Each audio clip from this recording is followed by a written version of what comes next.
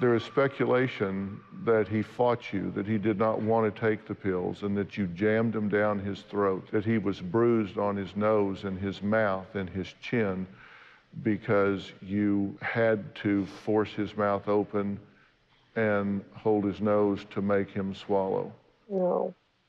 We had a forensic pathologist testify that the bruises on his chest, his nose, and his chin were related to the CPR that I attempted to administer at the end when I heard his called agonal breathing, which is when you know that someone's really at the end and dying. But you wanted him to die. You wanted him to be safe. Phil, it's not that simple, you know. It's really not that simple. It's the last thing I wanted. I wanted him to be safe.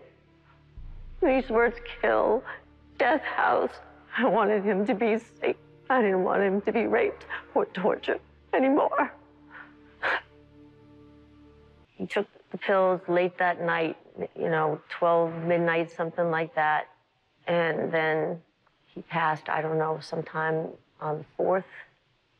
And then I wrote a 20-some-odd page suicide note trying to tell everything that had happened.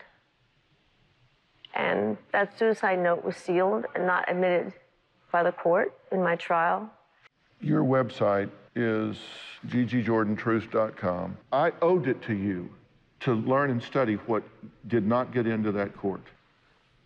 Early morning of the 4th, somewhere in there, you give him this fatal overdose. The next morning, you're still there. You haven't taken any medication, and you're working on this suicide I'm writing letter. the suicide note, yes. Okay. There's evidence that you had someone from the front desk come mail 2 letters. Yes.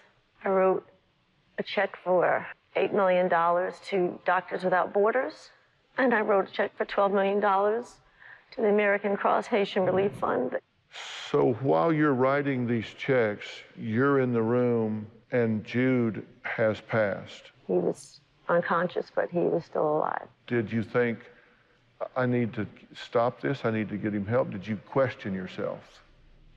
I questioned myself when I heard him get breathing, when I heard the agonal breaths. That's when it's not a matter of questioning. I just had to run and try to help him. I couldn't stand it. I thought he was gone. Okay. So when you tried to help him and could not, you remained in the room with him for quite some time. This is a recent picture with you in bed with your son. Were you in bed with him much like this? Yes. And he looks very happy and peaceful with you at this point. Was he that way when you were with him that night? At times, towards the end, he was. He was very anxious for days and days leading up to this. Uh-huh. If I can show you another picture, it ended very, very differently.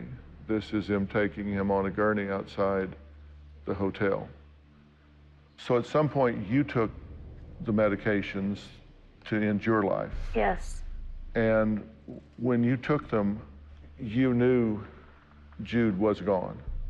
It was okay for you to go. Yes. You're a nurse. You had lots of medicines there. Why did you fail? Dr. Phil, I took over 60 milligrams of Xanax, okay?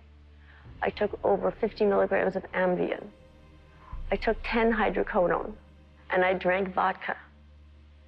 When the email was finished, I sent it to numerous people.